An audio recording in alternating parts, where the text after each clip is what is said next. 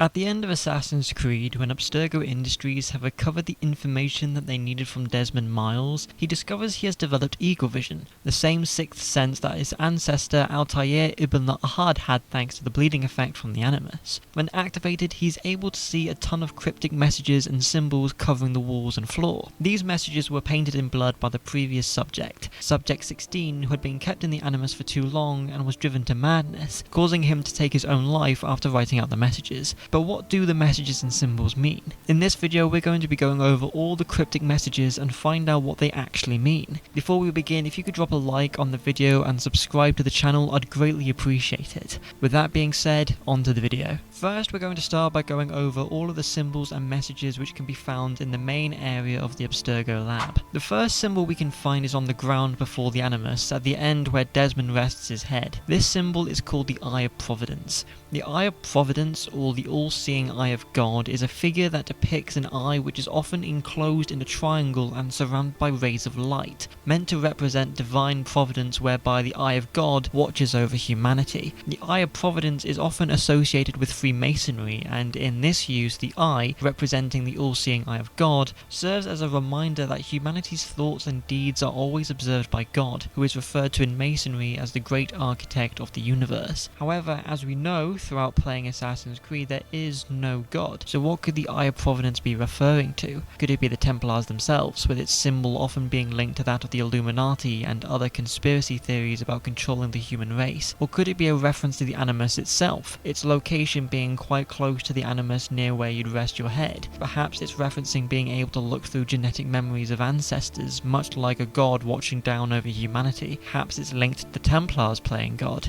Ultimately, I think it's just meant to reference the Templars as an organization, but honestly it's up to personal interpretation. But what do you think? Leave a comment down below. The second symbol is immediately before the door that Warren Vidic and Lucy Stillman used to leave the laboratory at the end of the game. This symbol is called the Pyramid of Eden, an original design consisting of a series of eyes bound within a triangle with a radiating apple directly above it. It symbolizes the Templar plan to send a piece of Eden into the Earth's orbit in order to control all beneath it. The third is a message which is located on the ground before the Animus, between the Eye of Providence and the Pyramid of Eden. This square of letters, when read from bottom to top and right to left, reads out, "Artifacts sent to the skies to control all nations, to make us obey a hidden crusade. Do not help them." This is in relation to the Templars' grand plan throughout the early Assassin's Creed games to use a piece of Eden, the apple, as part of their satellite program and use it to control the human race on a grand scale, giving the people order with one goal, one direction, whether they want to or not. We can uncover this throughout the main story, as that's what Desmond is there for, sifting through Altair's memories. However, we can learn more information about this satellite launch and their plans by not only talking with Lucy at multiple points in the story, but also by reading through the various emails across Warren and Lucy's computers. The fourth symbol is on the ground before the Animus, right next to where Desmond's right hand lay. This symbol is an upside down pentagram which is usually associated with evil and Satanism, but one of the prongs of the star points directly towards the head of the Animus. This is an attempt by Subject 16 to show that the Animus is being used for evil means. Whilst throughout history the pentagram is associated with satanic rituals, its origin comes from the Roman goddess Venus, as the planet Venus forms a pentagram in space. This is also a way of Subject 16 explaining that Venus, along with many other gods from different pantheons, be that Roman and Greek, were actually first civilization beings. The fifth message is on the floor next to the Animus where Desmond's feet rests. This message is the Pyramid of Letters, which when read from bottom to top and right to left reads, "They drained my soul and made it theirs. I drained my body to show you where I saw it." This one is in relation to the fact that the previous subject that Abstergo had here, Subject 16, or Clay Casmeric, was driven insane by overexposure to the Animus, triggering an intense version of the bleeding effect, being unable to distinguish between reality and what he had seen in the Animus. They used him and he snapped, ultimately killing himself, but not before using his blood to paint warnings and messages for us. This message being in relation to the Animus and how he was forced to relive his ancestors' memories for an ungodly amount of time, and uncovering the truth about the Assassins and Templars, the ones who came before, and the impending launch with the satellite, along with the end of the world. The sixth symbol on the floor before the Animus is just behind the Pyramid of Letters. This symbol is that of a barcode and a date with the numbers being 12/21/2012, making the date December 21st, 2012, but in the Middle Endian format. The barcode, however, encodes the number 666. This one is interesting because this is not only the date of Abstergo's planned satellite launch to control the public with the Piece of Eden, but it also syncs up with the end of the world disaster which is coming up that can wipe out the human race if nothing is done to stop it. Yet this also has links to the Mayan calendar and Mayan culture. The seventh symbol is found on the floor before the Animus where Desmond's head rested. This symbol is called the Borromean rings.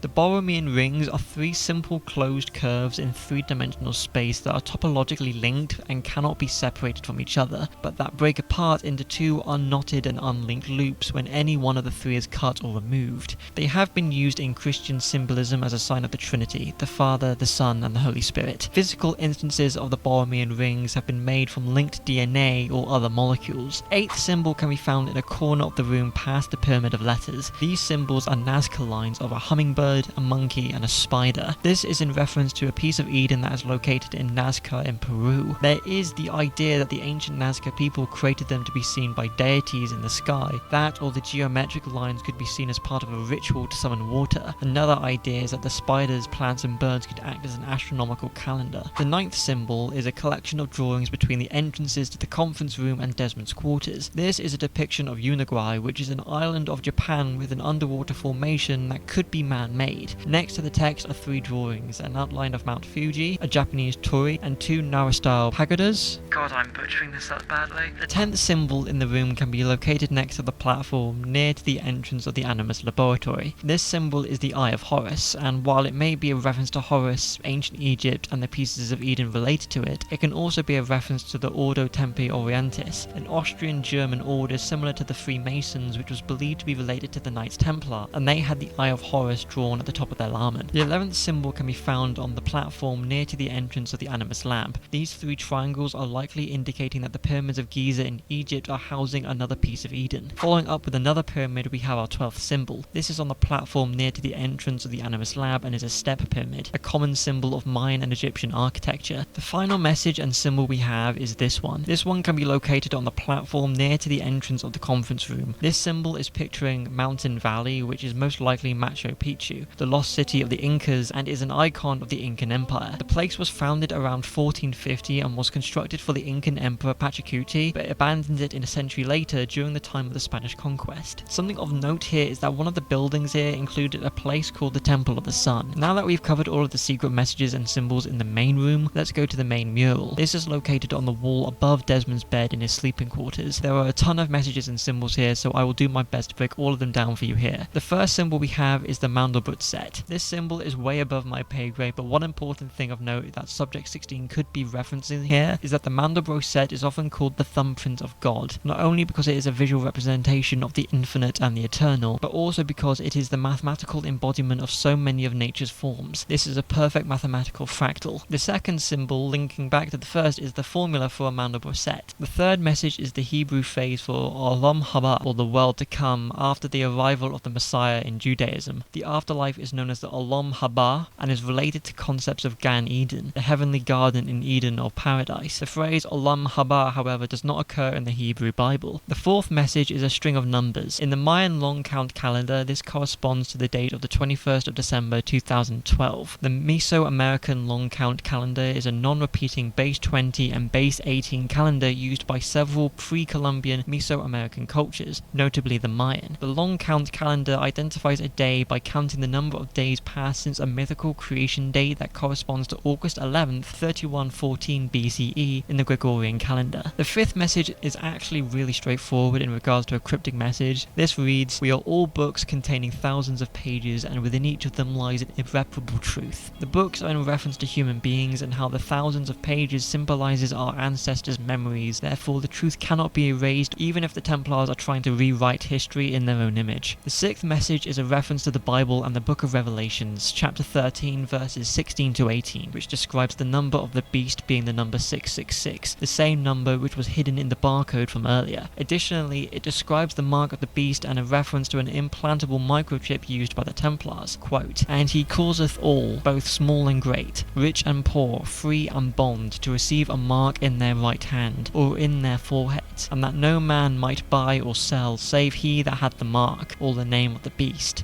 or the number of his name. Here is wisdom. Let him that hath understanding count the number of the beast, for it is the number of a man, and his number is 666. The seventh message is written in Arabic, which reads Al-Zalasa, meaning the earthquake, which is also the title of Surah 99 of the Quran. It is composed of 8 verses, and this is what they say, roughly translated about the Day of Judgment. Quote, when the earth is shaken with its final earthquake, and the earth discharges its burdens, and man says, what is wrong with it? That day it will report its news, because your Lord has commanded it. That day the people will depart, separated into categories to be shown the result of their deeds. So whoever does an atom's worth of good will see it, and whoever does an atom's worth of evil will see it. The 8th symbol is the Omega symbol with a dot in the center. This links nicely to another message from Subject 16 of 22:13, a Bible reference being from Revelations chapter 22 verse 13. It reads, I am Alpha and Omega, the beginning and the end, the first and the last. This verse is a declaration of God's power over the world, the same type of power which the modern day Templars are striving to achieve. The 9th symbol is that of the Lorentz attractor. In popular media, the butterfly effect stems from the real-world implications of the Lorentz attractor, namely that in a chaotic physical system, in the absence of perfect knowledge of the initial conditions, even the minuscule disturbance of the air due to a butterfly flapping its wings, our ability to predict its future course will always fail. The shape of the Lorentz attractor itself, when plotted in phase space, may also be seen to resemble a butterfly. This could also be a hint to the Animus and genetic memory. Let me explain. What we're experiencing in the games is the memory of an event, and the Animus is simulating the memory as best as it can. The real Altair succeeded in everything that he did with no deaths, for example. When we fail, we desynchronize because it strayed too far from the memory, resulting in chaos. The Animus is trying to predict what's happening, but because the memory is imperfect, there's some wiggle room, resulting in varying amounts of chaos within the representation of the memory and the freedom that you have. Even a slight deviation from the memory can cause the Animus to freak out, but it will still always aim to recorrect itself by returning to the last stable state. It's why if you were to start a fight and kill a whole city full of guards, the game will reinitialize and suddenly all the guards are alive and well. It's returning to the last stable state of Altair's memory. It's also why if you break the creed as Altair, for example, you start to lose sync with him because that's not what the ancestor did. It gives you wiggle room, but it gets to a point where if you deviate so far from the memory that you fall out of sync. So while we have the ability to do things such as assassinations however we want, that is the margin we have in regards to total chaos within the memory. But the real Altair did it one specific way, and that's that, which is why it doesn't really matter too much how you kill your target, so long as the target itself dies by Altair's hands. You're not changing the past, you're merely replaying a memory which has some wiggle room due to the state of the genetic memory. The franchise would go on to play about with this idea further in the series with full synchronization requirements, but this is what I like to think the butterfly effect is referencing here. The 10th message reads, within Emperor Zhejiang's and Quetzalcoatl's hunger lies the answers. The Zhejiang Emperor's sins include ignoring established rights, isolating himself from court, and relying on unqualified individuals to handle affairs of state, exiling or killing dissidents, overspending public funds on monuments, religious intolerance, self-aggrandizement, and cruelty. Quetzalcoatl is likely a misspelling of insert name because I'm butchering it, the Aztec sun god. The Aztecs believed the gods required regular human sacrifices for nourishment. With that being said, insert god hated the practice of human sacrifice, so this could just be an error on Ubisoft's part, unless they know something we don't. The 11th message reads, I've entered the abyss and never returned. Here, Subject 16 briefly explains who he is and what has happened to him, with him losing his mind due to prolonged periods in the Animus, the bleeding effect, and putting his consciousness inside the memory core of Abstergo's Animus. The 12th message, along with the remainder of the messages on the wall, are all in Chinese. The following messages read as follows. Hearing is better than not hearing. Observing is better than hearing. Knowing is better than observing. And doing is better than knowing. This message translates to you reap what you sow. This message translates to one who wants to read into his future simply needs to write his own present. This message translates to a man without far considerations must have near worries. This message when translated reads, as a human being, if you want to know the spiritual realm of Buddha, you have to observe. You have to know that everything you see in the world comes from your own mind. For our final message, we have this quote, which when translated from Chinese says, one who does not forget what was before is the master of what comes after. What are your thoughts on all the cryptic messages scattered across Abstergo's lab? Which one did you find most peculiar? What's your theories? Let me know down in the comments below, along with what you thought about about the video. I hope you enjoyed and potentially learned something new here too. Bit of a longer video, but I've tried to be as insightful yet entertaining as possible. With that being said, if you could please leave a like and subscribe to the channel, I'd greatly appreciate you all. If you love Assassin's Creed, which given you're watching this type of video, I'm assuming that you are, then I reckon you're going to love the video that's up on screen now. Thank you once again for watching and supporting me and the channel, and I'll hopefully see you in the next one. Goodbye for now.